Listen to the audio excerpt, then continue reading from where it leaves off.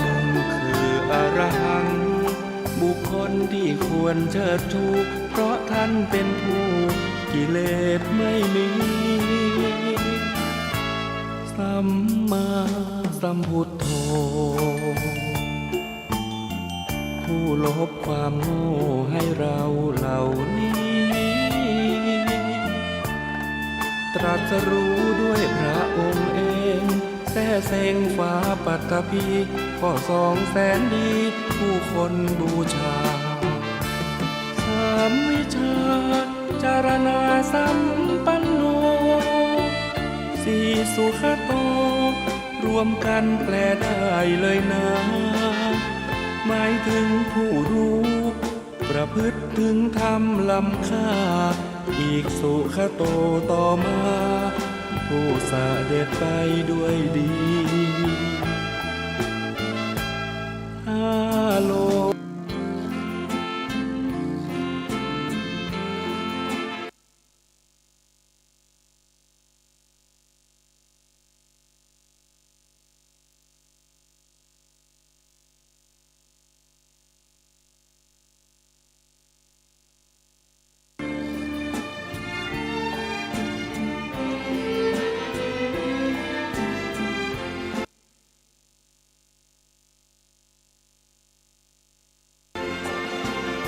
การเกิดเป็นทุกข์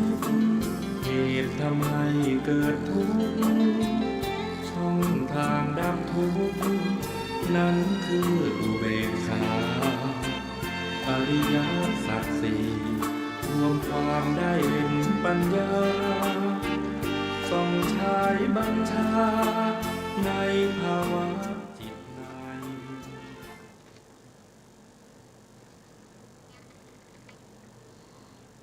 พุทธังสรณังคัจฉามิธัมมังสรณังคัจฉามิสังฆังสรณังคัจฉามิกับนมัสการพระมหาเถระพระสังฆาธิการพระเถรานุเถระสวัสดีท่านผู้ฟังและผู้ชมทุกท่านที่ติดตามในรายการพระไตรปิฎกลอยฟ้าครั้งนี้เป็นครั้งที่46ในเรื่องของสติปัฏฐาน4ซึ่งมาจากพระไตรปิฎกเล่มที่17สุตตันตปิฎกนะครับมูลมัชฌิมนิกายมูลปัญนาถสติปัฏฐานสูตรข้อธรรมตั้งแต่ข้อที่131หน้าก็เริ่มตั้งแต่หน้า606นะครับตอนนี้เราก็ยังอยู่ในส่วนที่เป็นอุเทศวาระพูดถึงในเรื่องของ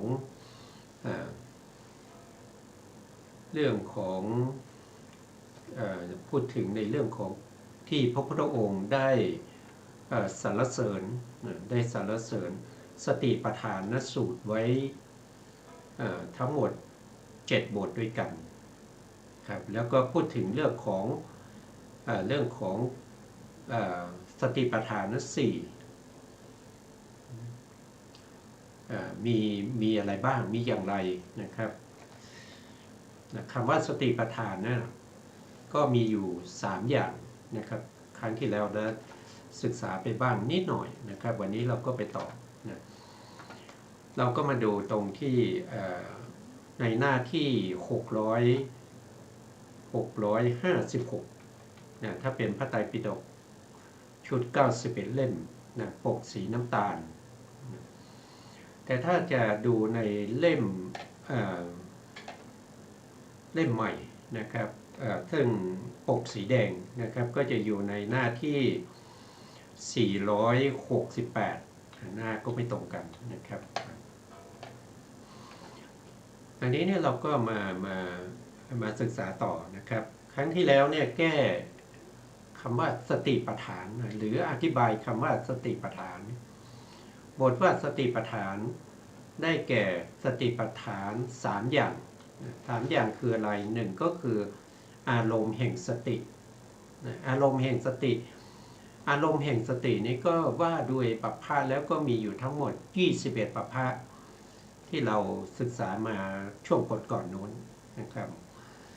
ถ้าว่าด้วยหัวข้อหมวดธรรมเลยนะก็จะมีอยู่4หมวด4กลุ่มด้วยกันหนึ่งก็คือเรื่องของกายนะครับเรื่องของกายก็คือกายานุปัสสนาสติปัฏฐานหมวดที่2ก็คือเวทนานุปัสสนาสติปัฏฐานหมวดที่3ก็คือจิตตานุปัสสนาสติปัฏฐานหมวดที่4ก็คือธรรมานุปัสสนาสติปัฏฐานตัวที่เป็นอารมณ์คืออะไรก็คือได้แก่ตัวกายตัวเวทนาตัวจิตแล้วก็ตัวธรรมซึ่งเป็นอารมณ์ของสตินะครับอันนี้ก็คืออย่างที่หนึ่งอย่างที่หนึ่งที่ท่านแก้คำว่าสติปัฏฐานนะครับการที่อย่างที่สองนะครับการที่พระศาสดาไม่ทรงดีพระทัยแล้วก็ไม่เสียพระทัยในเมื่อสาวกทั้งหลายปฏิบัติในสติปัฏฐานทั้ง3อย่างนี่ก็เป็นการตั้งสติของพระพุทธเจ้านะครับเมื่อพระพุทธองค์แสดงธรรมให้แก่อุบาสกอุบาสิกาหรือว่าพระภิกษุทั้งหลายพระภิกษุหรืออุบาสกอุบาสิกาทั้งหลายเหล่านั้นก็แบ่งออกเป็น3พวก3อย่างด้วยกันนะครับหนึ่งก็คือตั้งใจในการที่จะฟังสนใจจดจำนะครับกลุ่มที่2ก็คือไม่สนใจไม่ใส่ใจหลับบ้างคุยกันบ้างนะครับอะไรพวกนี้แล้วกลุ่มที่3ก็คือบางครั้งสนใจบางครั้งก็ไม่สนใจนะครับก็พระพุทธองค์ก็เห็นแล้วก็ไม่ได้มีความรู้สึกว่าดีใจหรือว่าเสียพระทัยนะครับเขาเป็นอย่างนั้นก็ปล่อยเขานะครับเพราะว่าพระพุทธองค์ก็แสดงธรรมไปเพื่อให้บุคคลอื่นที่เขาสนใจและที่จะบรรลุธรรมนั้นให้รู้และก็เข้าใจนะต่อมาอย่างที่3ก็คือตัวสติก็คือตัวที่เราควรจะทำให้เจริญขึ้นตัวสติซึ่งตัวสตินี้ที่เกิดขึ้นนี้ก็เป็นตัวธรรมที่เราจะต้องภาวนาจะต้องทำให้มันมีขึ้นนะครับจะต้องทำให้มีขึ้นอันนี้ก็ครั้งที่แล้วเราก็ได้พูดไปบ้างนะครับก็จะมีอธิบายอยู่นะครับอธิบายตรงนี้นะอธิบายอารมณ์ของสติท่านเรียกว่าสติปัฏฐานตรงนี้เดี๋ยวผมแก้ตรงนี้นิดหนึ่ง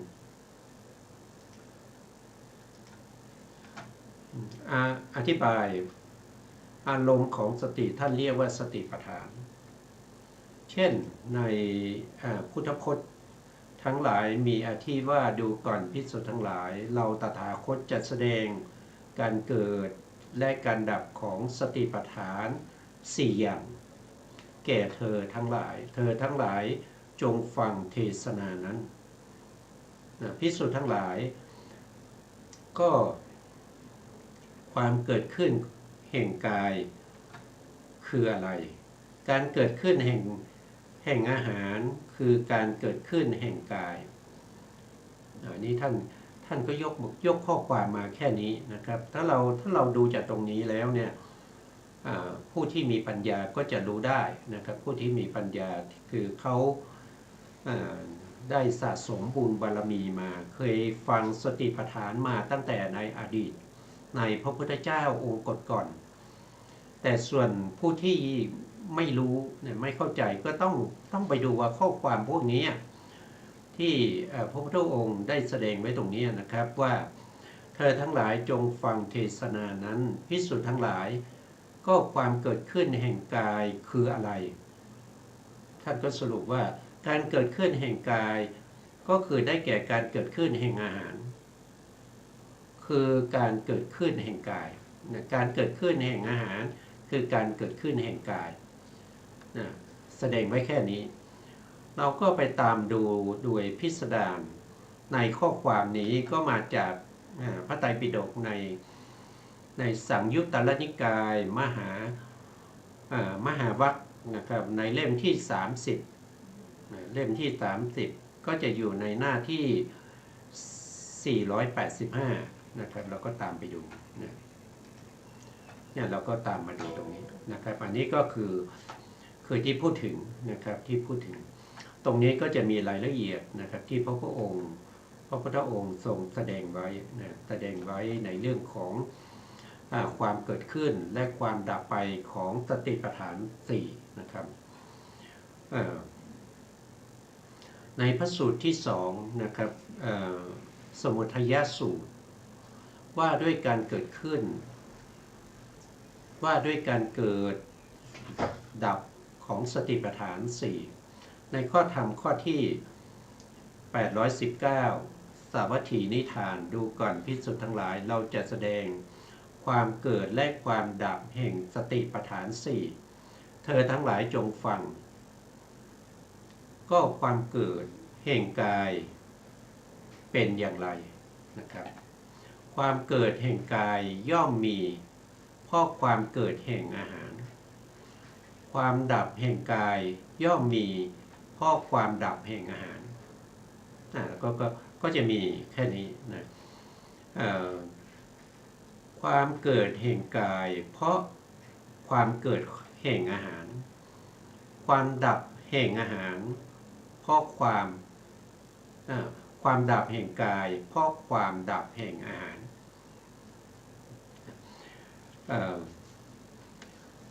พวกเราเกิดในเขาเรียกว่าเป็นกามภูมิเป็นกามภูมิ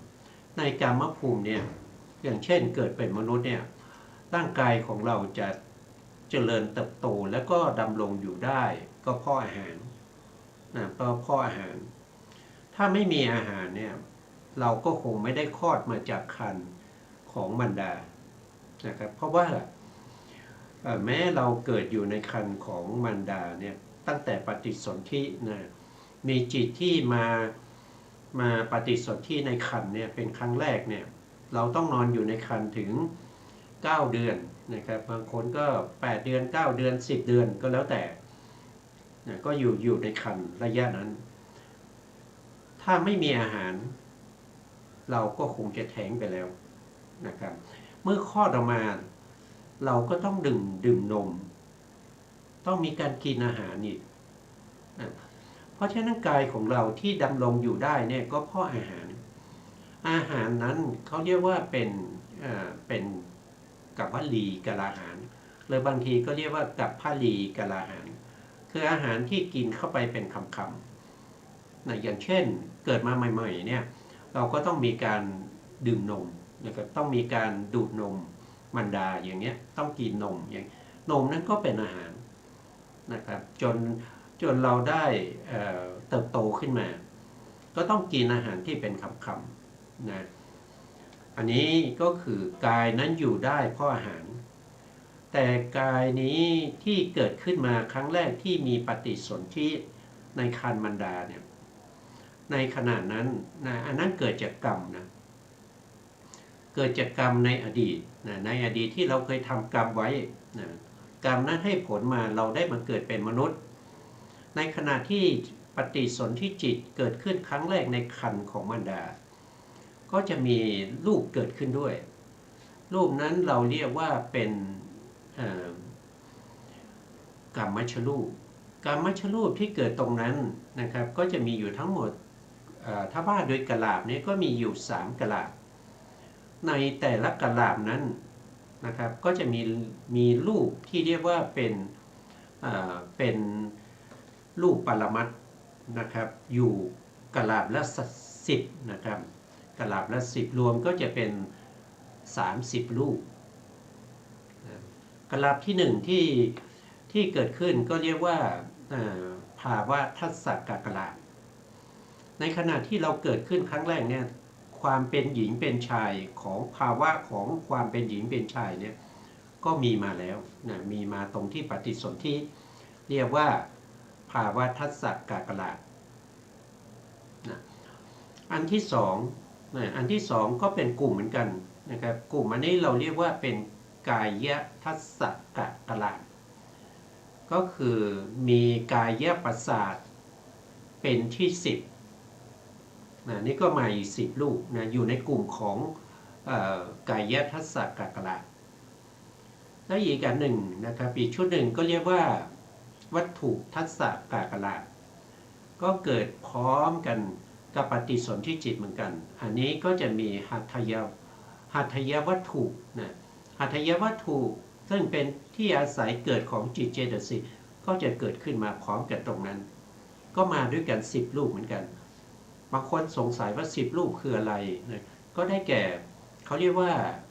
วินิโภครูป8นะวินิโภครูป8ก็มีรูปปรมัตถ์อยู่8รูปมี8รูปก็คือได้แก่อะไรก็คือได้แก่มหาพุทธรูป4คือธาตุดินธาตุน้ำธาตุไฟแล้วก็ธาตุลมอันนี้ได้4แล้วก็จะมีรูปารมณ์นะครับเขาเรียกว่าเป็นรูปารมณ์ของมหาพุทธรูปรูปารมณ์แล้วก็มีรูปารมณ์คันธารมณ์รัสสารมณ์ก็จะเป็นเท่าไหร่ก็จะเป็นทั้งหมด3บวกกับ4ก็เป็น7แล้วก็ไปบวกกับอาหารละรูปอีก1รูปก็เป็น8รูปนี้เราเรียกว่าเป็นอวินิโภครูป8นะรูปที่9ก็คือชีวิตรูปนะครับชีวิตรูปในกลุ่มนั้นก็มีชีวิตที่เป็นตัวรักษากลาบของรูปนั้นอยู่เรียกว่าชีวิตรูปนะที่10ก็จะเป็นหัตถยะนะหัตถยวัตถุเป็นที่10ก็เรียกว่าเป็นวัตถุทัสสะกากละถ้าเป็นสภาวะของความเป็นหญิงเป็นชายเนี่ยก็จะเรียกว่าเป็นภาวะทัสสะกากละภาวะทัสสะกากละก็มีความเป็นปุริสภาวะเป็นที่10ถ้าเป็นผู้ชายถ้าเป็นผู้หญิงก็จะมี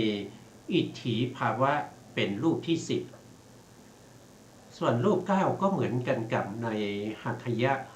ทัสสะกากละก็มีอวินิโภครูป8ชีวิตรูป1แล้วก็มีถ้าเป็นผู้ชายก็ปุริสภาวะก็เป็น10ถ้าเป็นผู้หญิงก็ไม่มีปุริสภาวะมีแต่อิทธิสภาวะอันนี้ก็10เหมือนกันนะครับแล้วก็ในกลุ่มที่3ก็คือภาวะทัสสะกากละก็มีอะไรมีกายประสาทเป็นที่10นะส่วน9รูปนั้นก็เหมือนกันอันนี้ก็เป็นรูปที่รวมกันเป็นกลุ่มกลาบสำหรับผู้ที่เกิดในครรภ์ผู้ที่เกิดในครรภ์เนี่ยตอนที่ปฏิสนธิครั้งแรกมีปฏิสนธิจิตเกิดขึ้นพร้อมด้วยเจตสิกแล้วก็มีกามชรูปเกิดขึ้นตรงอุปาทขณะของปฏิสนธิจิตเกิดพร้อมกันกับจิตนั้นนี่ก็เป็นทั้งหมดเนี่ยไม่ว่าจะเป็นจิตเจตสิกที่ประกอบแล้วก็กามชรูปทั้งหมดนี้ที่เกิดขึ้นครั้งแรกในภพใดภพหนึ่งในครรภ์ของมารดาอันนี้เกิดจากกรรมในอดีตนะครับเป็นปัจจัยให้เกิดขึ้นเมื่อรูปเกิดขึ้นแล้วรูปนั้นต้องมีอาหารนะครับเกิดขึ้นครั้งแรกก็มีรูปอาหารที่เรียกว่าเป็น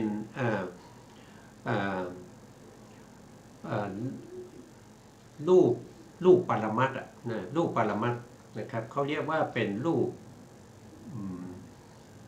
อาหารละรูปเขาเรียกว่าอาหารละรูปนะอาหารละรูปหลังจากนั้นนะครับประมาณในสัปดาห์ไม่เกินสัปดาห์ที่17โทษทีสัปดาห์ที่11นะครับอยู่ในภายในสัปดาห์ที่11เนี่ยอาหารที่แม่ นะครับที่กินเข้าไปนะครับที่ทานเข้าไปเป็นที่เรียกว่ากับพลีกับอาหารที่เป็นก้อนๆนะทำเป็นคำๆเคี้ยวๆแล้วก็กลืนเข้าไป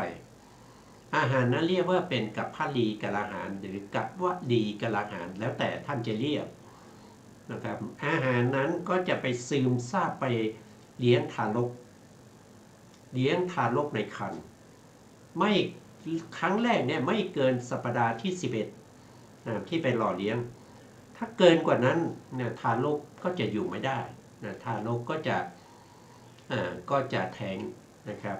อย่างช้าก็คือภายในสัปดาห์ที่11หลังจากปฏิสนธิแล้วนะต่อจากนั้นก็จะมีอาหารหล่อเลี้ยงอยู่เรื่อยๆเพราะฉะนั้นกายที่เกิดขึ้นแล้วก็ดำรงอยู่ได้เนี่ยก็เพราะอาหารนะตั้งแต่ปฏิสนธินั้นคือมาจากกรรมเก่า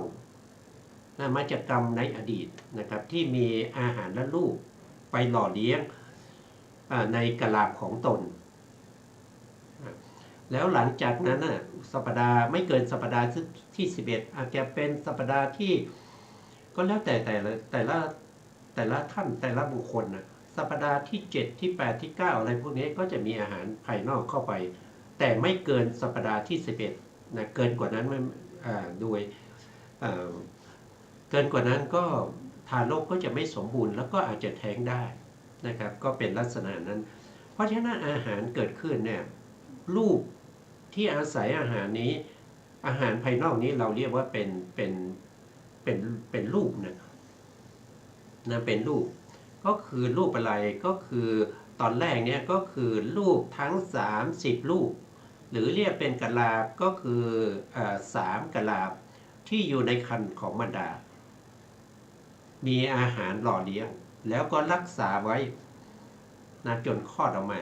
นะครับแล้วก็มาทานอาหารเองได้อันนี้คือความหมายอย่างนั้นนะครับแต่ถ้าอาหารนั้น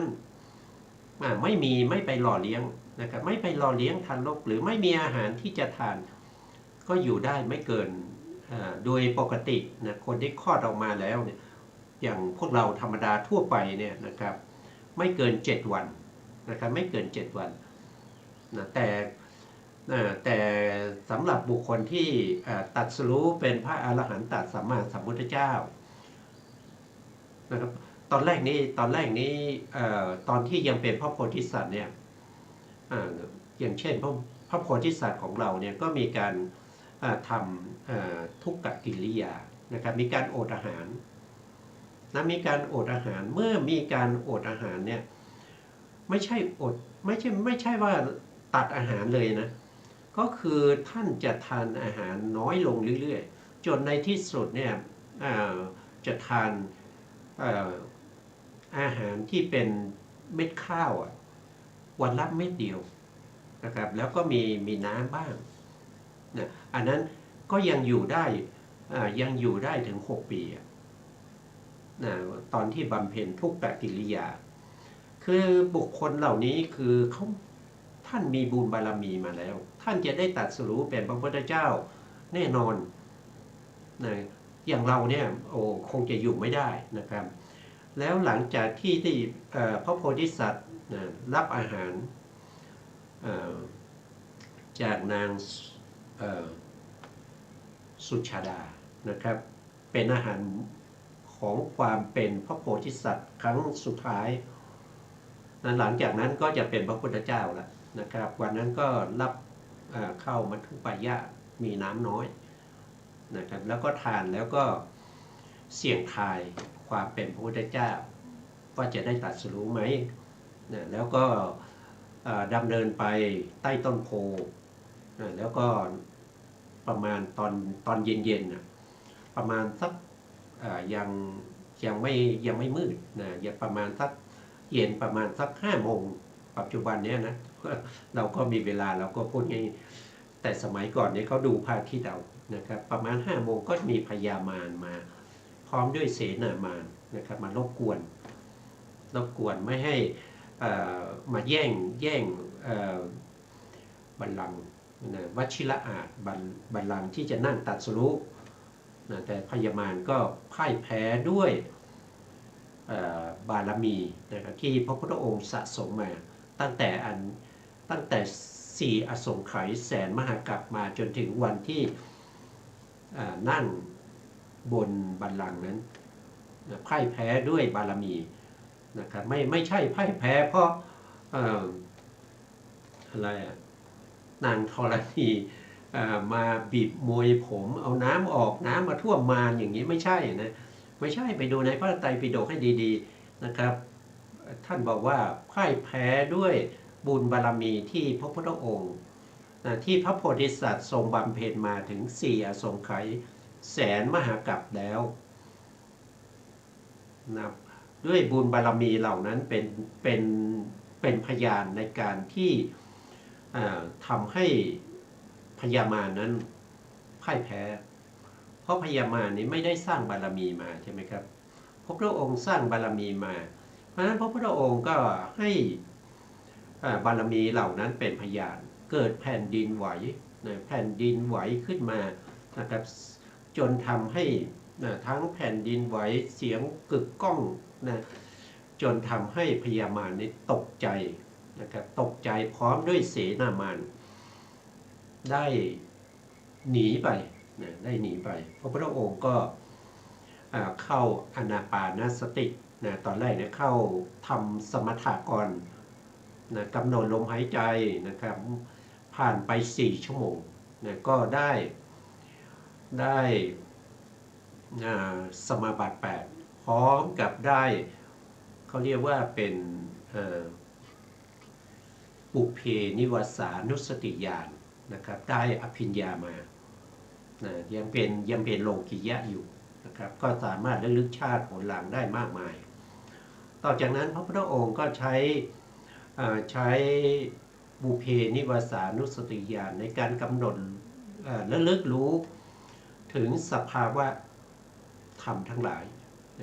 จนไปถึงตี 2เนี่ยท่านก็ได้ญาณที่เรียกว่าเป็น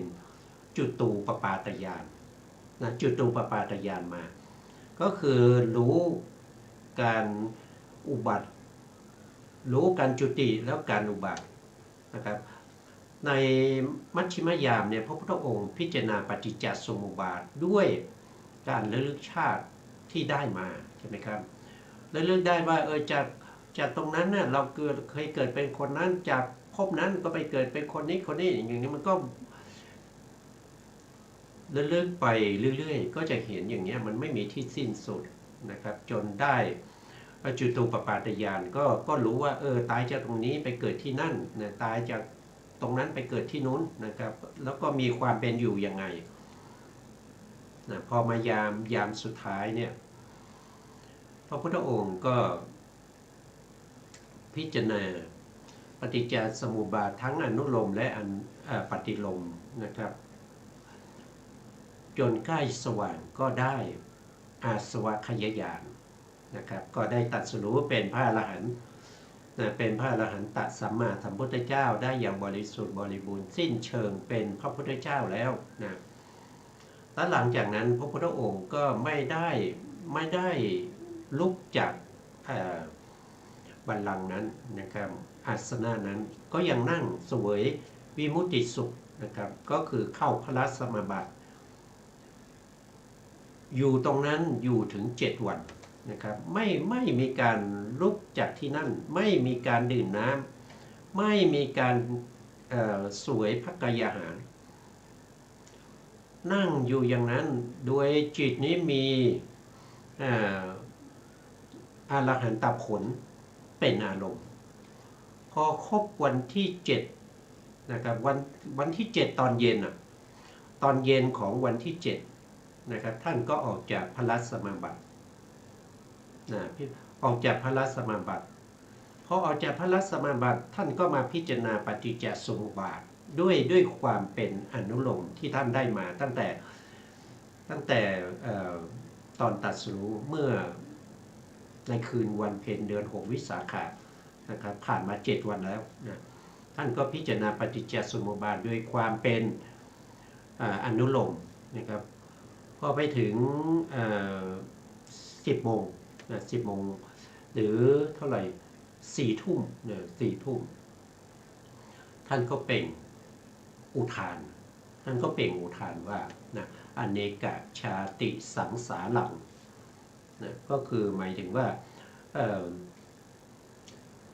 คือถ้าแปลแล้วก็จะได้ว่าเราแสวงหาซึ่งแสวงหาซึ่งในช่างสร้างเรือนนะครับเมื่อไม่พบนะท่องเที่ยวไปในอเนกชาติไม่พบการเกิดทุกข์ข่าวเป็นทุกข์ล่ำไปนะตอนนี้เราได้พบแล้วนะเราได้พบท่านแล้วนะท่านจะทำเรือนให้เราไม่ได้อีกแล้วเราจิตของเราเนี่ยถึงความสิ้นไปแห่งตัณหาแล้วเนี่ยก็จนถึงจนถึง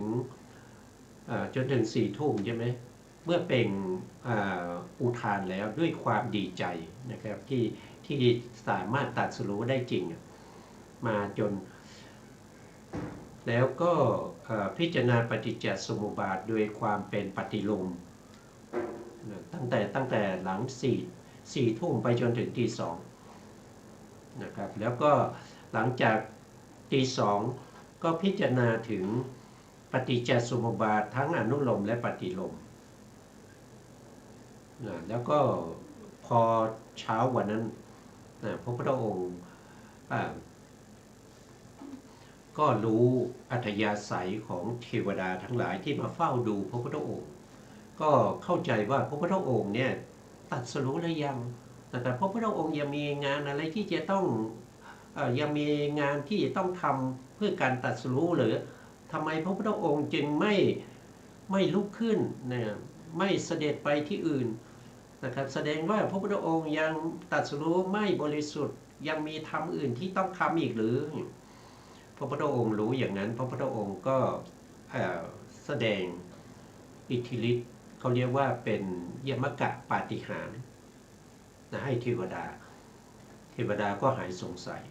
นะครับพระพุทธองค์ก็เสด็จไปทางทิศตะวันออกเฉียงเหนือของต้นโพแล้วก็ยืนเพ่งต้นโพกับที่พระพุทธองค์นั่งบัลลังก์ที่พระพุทธองค์นั่งตรัสรู้โดยไม่กระพริบตาอยู่อย่างนั้นอีก7 วันก็ไม่ได้มีการทานอาหารเลยไม่ได้มีการทานอาหารไม่ได้มีการทานน้ำนะครับไม่ต้องไปเข้าห้องน้ำนะแล้วหลังจากสัปดาห์ที่2ผ่านไปสัปดาห์ที่3พระพุทธองค์ก็เดินจงกรมนะเดินจงกรมอีก7 วันนะครับเดินกลับไปกลับมานะครับระหว่างต้นโพกับใกล้ๆบริเวณกับต้นโพนั่นแหละนะครับก็ไม่ได้ทานอาหารอะไรแล้วก็ผ่านไปอีก7 วันเดินจงกรมอีก7 วันนะกลับไปกลับมานี่7 วันแล้วสัปดาห์ที่4เนี่ยพระพุทธองค์ก็นั่งพิจารณาอภิธรรม7 คัมภีร์นะครับในเรือนแก้วที่เทวดาเนรมิตให้อยู่ตรงนั้นอีก7 วันนะครับแล้วหลังจากนั้นพระพุทธองค์ก็เสด็จไปที่ใต้ต้นอัชชะปละนิโคธนะครับก็คือต้นไทรนะครับแล้วก็นั่งตรงนั้นสวยพระราชสมบัติหรือสวยวิมุตติสุขอยู่ตรงนั้นอีก7 วันก็เป็นสัปดาห์ที่5สัปดาห์ที่6นะครับพระพุทธองค์ก็เสด็จไปที่สมุจลินนะครับแล้วก็ไปเข้าพระราชสมบัติอยู่ตรงนั้นอีก7 วันสัปดาห์ที่7นะครับพระพุทธองค์ก็ไปเข้าพระราชสมบัติอยู่ที่ต้นราชาเยตนะอีก7 วันรวมทั้งหมดระยะเวลาเป็นระยะเวลาถึง7 สัปดาห์ด้วยกันใน7 สัปดาห์เนี่ยถ้าเรานับวันก็ปาเข้าไปเท่าไหร่49 วัน49วันเนี่ยพระพุทธองค์ไม่มีการทานอาหารเลยไม่มีการดื่มน้ำเลยไม่มีการเข้าห้องน้ำเลยนะครับเนี่ยบางบุคคลเนี่ยเขาสามารถที่จะ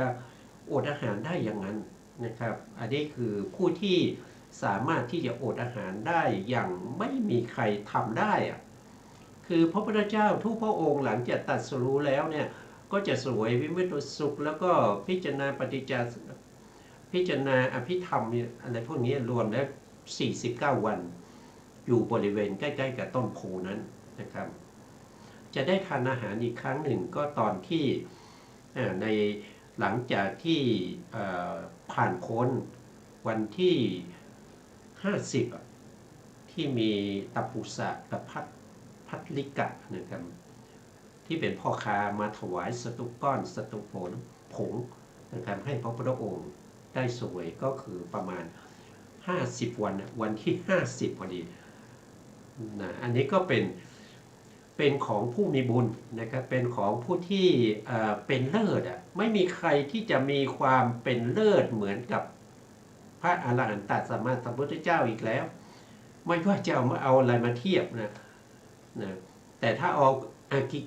อกุศลหรือกิเลสมาเทียบเนี่ยอันนั้นก็เป็นเรื่องของพวกที่เป็นมิจฉาทิฏฐินะเป็นพวกมิจฉาทิฏฐิอันนั้นพระพุทธองค์ไม่เทียบด้วยนะเพราะพระพุทธองค์ไม่มีแล้วซึ่งอาสวะอาสวะโอคาโยคาคันธะอุปทานนิวรณ์อนุสัยสังโยชน์กิเลสเนี่ยพระพุทธองค์ไม่มีแล้วหมดแล้วนะอย่าเอามาเทียบนะเทียบไม่ได้เพราะพระพุทธองค์ไม่มีนะแต่ถ้าเอาคุณงามความดีมาเทียบเนี่ยไม่มีใครจะเทียบพระพุทธองค์ได้นะครับแม้กระทั่งเทียบคุณงามความดีของพระพุทธองค์ในเสี้ยวที่16ยังไม่ได้เลยนะยังไม่ได้เลยไม่มีใครนะเพราะฉะนั้นเรานับถือพระพุทธเจ้าซึ่งเป็นศาสดาของเราเนี่ยที่มีคุณงามความดีนะครับถึงระดับนี้เรานับถือไม่ผิดคนแล้วขอให้เราภูมิใจขอให้เรามีศรัทธาในพระพุทธเจ้านะครับว่าพระพุทธองค์มีคุณงามความดีขนาดนี้นะไม่มีใครที่จะเทียบได้นะครับผ่านระยะเวลามาจนถึง 2,600 กว่าปีแล้วนะครับก็ยังไม่มีใครที่จะมีคุณงามความดีเหมือนพระพุทธเจ้าและต่อจากนี้ไปอีกโอ้ยยาวนานนะพระพุทธเจ้าจะไม่มีใครที่จะมีคุณธรรมมาเทียบกับพระพุทธองค์ได้นอกจากพระพุทธเจ้าในอนาคตหรือพระพุทธเจ้าในอดีตที่ปรินิพพานไปแล้วเท่านั้นที่จะมีคุณเสมอกันกับพระพุทธเจ้าของเราพระพุทธเจ้าจะมีคุณเสมอกันนะครับไม่ว่าจะเป็นพระพุทธเจ้าประเภทสัทธาธิกะพระพุทธเจ้าปัญญาธิกาพระพุทธเจ้าวิริยาธิกะนะครับมีคุณธรรมเสมอกันนะพระพุทธเจ้าเสมอกับพระพุทธเจ้านะครับสาวกก็เสมอกันในส่วนที่เป็นสาวกนะครับพระปัจเจกก็เสมอกันในส่วนที่เป็นพระปัจเจกนะไม่มีใครเสมอถ้าเทียบเคียงกับพระพุทธเจ้าได้ในเรื่องของคุณงามความดีทั้งหมดจะยกมาในแง่ไหนก็พระพุทธเจ้าก็อยู่เหนือนะอยู่เหนือกว่าบุคคลเหล่านั้นนะเพราะฉะนั้นพระพุทธองค์จึงอดอาหารนะอดอาหารเพื่อบำเพ็ญทุกขกิริยาได้ถึงตั้ง6 ปีแต่6 ปีนี้ไม่ใช่ว่าพระพุทธองค์ไม่ทานอะไรนะก็คือทานน้อยที่สุดวันหนึ่งทานตามที่ศึกษามาในพระไตรปิฎกเนี่ยก็มีวันก็คือข้าวสารวันละเม็ดข้าวสุกวันละเม็ดนะแล้วก็น้ำนะครับแค่นั้นก็อยู่มานะครับจนถึง6 ปีเนี่ย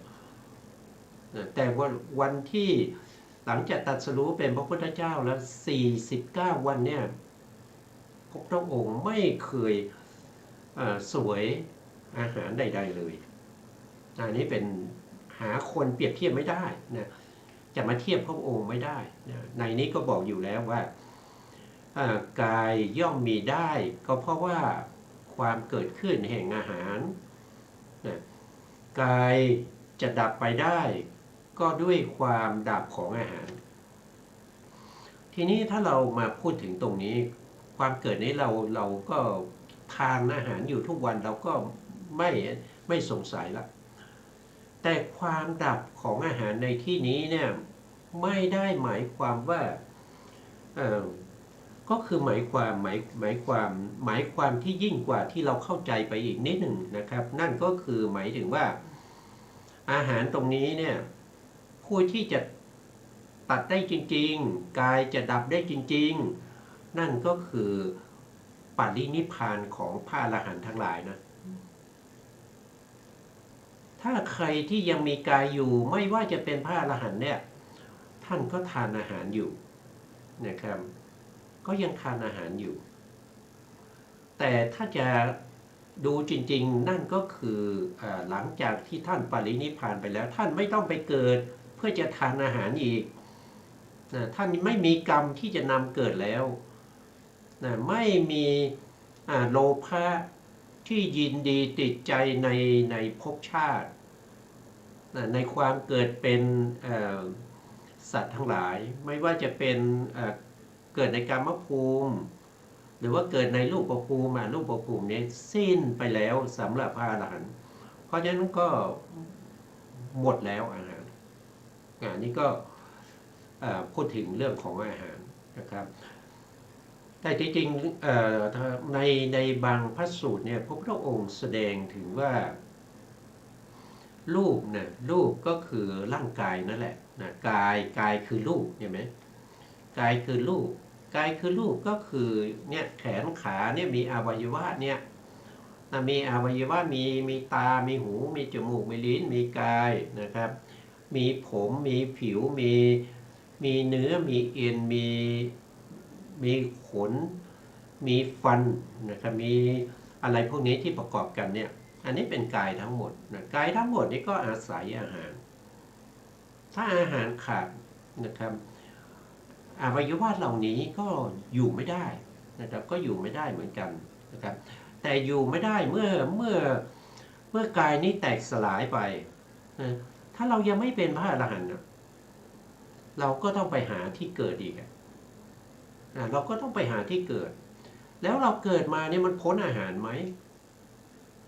มันก็ไม่พ้นอาหารก็ต้องกินอาหารอยู่ดีเพราะนี้อาหารจะหมดได้ก็บุคคลนั้นจะต้องเป็นพระอรหันต์แล้วก็ปรินิพพานเท่านั้นอาหารก็จะหมดนะเพิ่มเติมอีกนิดหนึ่งนะครับตรงนี้เราพูดถึงกายใช่ไหมครับกายนี่มันคือรูปอาหารก็คือกับพลีกอาหารแต่มันมีอาหารที่เป็นนามอีกไม่ใช่มีเฉพาะรูปนะอาหารนี่มันมีอยู่4ใช่ไหมครับอาหาร4 1ก็คือกับพลีกอาหารที่ทำเป็นคำแล้วก็กลืนกินเข้าไปนะครับ2ก็คือเขาเรียกว่ามโนสัญเจตนาหารมโนสัญเจตนาหารเนี่ยก็คือได้แก่ตัวเจตนานะมโนสัญเจตนาเนี่ยก็คือตัวเจตนาเจตนาเจตสิกเนี่ยก็ยังเป็นอาหารด้วยนะก็คือตัวที่เป็นกรรมอย่างเช่นสัตว์นรกใช่ไหมสัตว์นรกเนี่ยเวลาไปเกิดในนรกเนี่ยเขาไม่มีเวลาทานอาหารนะเขาจะได้รับแต่ทุกข์ทรมานอยู่ในนรกอยู่ขุมใดขุมหนึ่งแล้วแต่กรรมเขาไม่มีการทานอาหารเขาอยู่ได้ก็เพราะว่ามโนสัญเจตนานะก็คือตัวเจตนานี้ก็ถือว่าเป็นอาหารนำมาซึ่งอะไรนำมาซึ่งอัตภาพของความเป็นสัตว์นรกสัตว์นรกอยู่ได้เพราะดำรงอยู่ได้ก็เพราะว่ามโนสัญเจตนาดำรงอยู่ได้ด้วยกรรมแล้วก็ยังมีวิญญาณอาหารนะครับวิญญาณอาหารก็คือตัวจิตนี้ก็เป็นอาหารอย่างหนึ่งเป็นนามอาหารนะครับนามอาหารทำให้สัตว์ทั้งหลายเนี่ยดำรงอยู่ได้ในภพภูมิเหล่านั้นอย่างเช่นพวกที่ไปเกิดเป็นพรหมพวกนี้ไปด้วยกรรมจะเป็นมโนสัญเจตนาพาไปเกิดอุบัติเป็นรูปภพบ้างอรูปภพบ้างรูปภพเนี่ยเขาไม่ได้ท เขาไม่ได้ทานกับพลีกะลาหารเขาไม่ได้ทานอาหารเป็นคำเนี่ยนะเขาอยู่ได้ด้วยมโนสัญเจตนาอาหารแล้วก็วิญญาณอาหารวิญญาณอาหารคืออะไรก็คือการที่เขาเข้าพละเขาเข้าฌานสมาบัตินะเข้าฌานน่ะเข้าปฐมฌานอยู่ในปฐมฌานนานๆทุติยฌานตติยฌานจตุตฌานหรืออรูปฌานทั้ง4นะครับมีอากาสานัญจายตนะฌานวิญญาณัญจายตนะฌานนะอากินจัญญายตนะฌานแล้วก็เนวสัญญานาสัญญายตนะฌานจิตพวกนั้นก็เรียกว่าเป็นวิญญาณอาหารด้วยนะวิญญาณอาหารแล้วก็ยังมีอีกอันหนึ่งก็คือเขาเรียกว่ามโนสัญเจตนาอาหารนะวิญญาณอาหารภาษาอาหารนะครับนามอาหารที่3นั่นคือตัวภาษานะตัวภาษาเป็นเจตสิกดวงหนึ่งที่อยู่ในเจตสิกที่เป็นสัพพจิตตสาธารณเจตสิกดวงที่1นะครับก็คือภาษาเจตสิกนะครับภาษาเจตสิกนี้ก็เป็นอาหารนามมาซึ่งอะไรอ่ะภาษาเจตสิกนี้นำมาซึ่งเวทนาเวทนาที่เป็นสุขเป็นทุกข์เพราะฉะนั้นอาหารทั้งหมดนี้ก็แปลว่านำมานะอย่างเช่นกับพละกะลาหารก็นำมาซึ่งกายใช่ไหมครับนำมาซึ่ง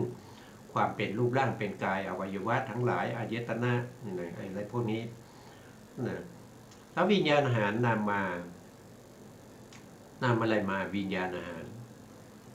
วิญญาณอาหารก็นำรูปมานามรูปที่ประกอบกับนามนั้นได้แก่ตัวเจตนาได้แก่ตัวเจตสิกที่ประกอบกับวิญญาณคือจิตนั่นเองมโนสารก็นำมาซึ่งวิบากเลยนำมามโนสัญเจตนานำมาซึ่งวิบากพวกนี้ก็แปลว่านำมานะครับแล้วพวกนี้จะหมดไปได้ยังไงก็ต้องมีการประพฤติปฏิบัติให้เกิดวิปัสสนาญาณเข้าถึงมรรคเข้าถึงผลละเสียซึ่งอัสสัทธะอาทีนวะพวกนี้ละเสียซึ่งความยินดีก็คือความติดใจในกามคุณทั้งหลายความไม่ชอบใจในกามคุณทั้งหลายแล้วก็ละอวิชชานะครับถ้าเราละภาวะตัณหากับอวิชชาได้เราก็ได้เป็นพระอรหันต์แล้วหลังจากที่เราปรินิพพานนะครับพวกนี้ก็หมดก็บริบูรณ์แล้วเข้าถึงนิพพานอันเป็นสันติลักขณังสงบจากรูปนามขันธ์5ไม่ต้องกลับมาเวียนว่ายตายเกิดอีกต่อไปนะครับมาดูในไปไกลมากนะครับความเกิดแห่งเวทนาครับเราพูดถึงสติปัฏฐานนะอย่าลืมนะครับหมวดอารมณ์4หมวด1ก็คือกาย2ก็คือเวทนาท่านบอกว่า ความเกิดแห่งเวทนาย่อมมีได้เพราะความเกิดแห่งภาษาหาเนี่ยนำมาซึ่งเวทนาเมื่อมีการประชุมกันของธรรมะ3อย่างนะครับว่าโดยรวมก็คืออารมณ์วัตถุแล้วก็วิญญาณประชุมกันตรงนั้นเป็นภาษาประชุมกันที่ไหนที่นั่นเป็นภาษาภาษาก็นำมาซึ่งเวทนาเมื่อมีการกระทบกันนะครับอย่างเช่นนะครับรูปารมณ์มากระทบกับจักขุประสาทแล้วก็เกิดจักขุวิญญาณธรรมะ3อย่างนี้ประชุมกันก็เป็นภาษาภาษานั้นก็นำมาซึ่งเวทนาถ้ารูปารมณ์นั้นเป็นอิทธารมณ์คืออารมณ์ที่ดีนะครับเวทนาก็จะเป็นสุขเวทนา ถ้าอารมณ์นั้นเป็นอนิถารมณ์ก็คืออารมณ์ที่ไม่ดีเวทนานั้นก็จะเป็นทุกข์แต่ถ้าอารมณ์นั้นเป็นมัชฌิตารมณ์คืออารมณ์แบบธรรมดาเวทนานั้นก็จะเป็นอุเบกขาก็เพราะฉะนั้นเนี่ยเวทนาจะเกิดเนี่ยต้องอาศัยผัสสะเป็นเหตุผัสสะเป็นเหตุให้เกิดเวทนาแต่ผัสสะจะเกิดขึ้นได้ต้องมีธรรมะสามอย่างประชุมกันนะถ้าธรรมะสามอย่างไม่ประชุมกันผัสสะก็เกิดไม่ได้นะครับผัสสะเกิดไม่ได้เวทนาก็ไม่ต้องพูดถึงนะความดับแห่งเวทนาท่านบอกความดับแห่งเวทนาย่อมมีเพราะความดับแห่งผัสสะนะเมื่อเวทนาจะดับเนี่ยก็ต้องผัสสะดับผัสสะต้องดับผัสสะดับเพราะอะไรผัสสะดับก็เพราะว่าอายตนะมันดับอายตนะดับเพราะอะไรก็เพราะว่านามรูปดับเพราะอะไรก็เพราะวิญญาณดับวิญญาณดับเพราะอะไรก็สังขารดับสังขารดับเพราะอะไรก็อวิชชาดับก็จะสืบต่อมาอย่างนี้การดับในที่นี้ไม่หมายความว่าเราต้องเจริญสติปัฏฐานสี่ให้เข้าถึงวิปัสสนาญาณนะครับเข้าถึงวิปัสสนาญาณที่ตั้งแต่ญาณที่หนึ่งไปจนถึงญาณที่มรรคญาณอรหันตมรรคเมื่อเข้าถึงอรหันตมรรคก็เราก็ได้เป็นพระอรหันต์เมื่อเราได้เป็นพระอรหันต์และผัสสะยังมีไหมก็ยังมีอยู่เพราะเรายังไม่ปรินิพพานเมื่อไรเราปรินิพพานเมื่อนั้นผัสสะก็จะไม่มีอีกไม่เหมือนกับพระเสขบุคคลกับปุถุชนทั้งหลายเมื่อตายแล้วนะครับก็ต้องไปเกิดอีกผัสสะก็จะมีอีกเพราะยังมีการประชุมของธรรม3ประการในภพใหม่ต่อไปถ้าเป็นพระเสขะก็เกิดอยู่ในการมสุคติภูมิหรือว่าบางท่านก็อย่างเช่นพระอนาคามีท่านก็ไปเกิดในพรหมโลกนะครับก็ขึ้นอยู่กับความปรารถนาของแต่ละท่านนะครับว่าจะเกิดยังไงจะไปอยู่ที่ไหนยังไงนั่นก็เป็นเวทนาที่เกิดเพราะผัสสะเกิดเวทนาดับเพราะผัสสะดับนะครับส่วนรายละเอียดเนี่ยก็จะมีอีกมากนะครับเราก็จะพูดกันในโอกาสต่อไปนะความเกิดแห่งจิตนะความเกิดแห่งจิตย่อมมีนะความเกิดแห่งจิตย่อมมีเพราะความเกิดแห่งนามรูปนะจิตนี้เกิดขึ้นได้เพราะมีนามรูปนามคืออะไรก็คือเจตสิกรูปคืออะไรรูปก็จิตจะอาศัยเกิดอย่างเช่นจิตที่เกิดทางตาก็จะต้องอาศัยรูปที่เป็นจักขุประสาทอย่างนี้นะครับจิตที่เกิดทางหูนะครับก็ต้องอาศัยโสตประสาทหูแล้วก็มีเจตสิกเกิดร่วมกับจิตนั้นด้วยจิตจะเกิดขึ้นมาโดยไม่มีเจตสิกไม่ได้แล้วก็โสตวิญญาณเนี่ยจิตที่อาศัยหูเกิดขึ้นแล้วก็ไปรู้เสียงเนี่ยจะเกิดไม่ได้เลยถ้าคนนั้นไม่มีโสตประสาทคือไม่มีประสาทหูเพราะฉะนั้นนามรูปจึงเป็นเหตุเป็นปัจจัยให้เกิดจิตให้เกิดวิญญาณวิญญาณที่เป็นจักขุวิญญาณอาศัย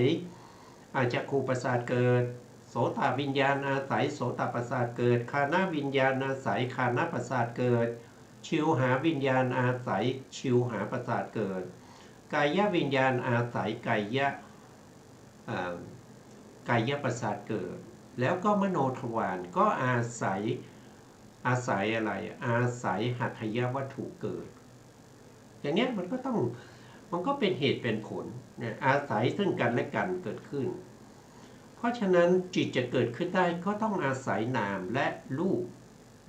นามนั่นคือเจตสิกที่เป็นสัมปยุตธรรมกับตัวจิตนั้น